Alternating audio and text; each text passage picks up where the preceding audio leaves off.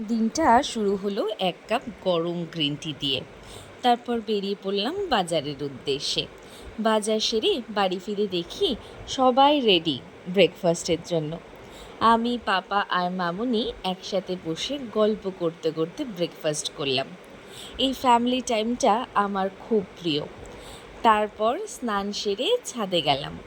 Prinsep ঘাট থেকে আনা গঙ্গার জলটা সাথে নিয়ে উঠলাম। পুজোর জন্য ফুল তুলতে শুরু করলাম।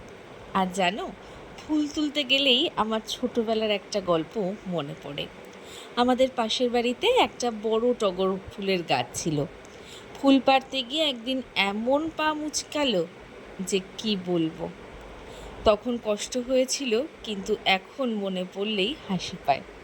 আজ আবার ঝুমা দিয়েও আসেনি, তাই ঠাকুরের বাসন মাজা, ঘর মোছা সমস্তটাই আমাকেই করতে হলো। তবে আমার বেশ লাগে জানো তো ঠাকুরের কাজকর্ম করতে, কোনো প্রবলেমই আমার হয় না। সব কাজ সেরেই পুজোটা দিয়ে দিলাম।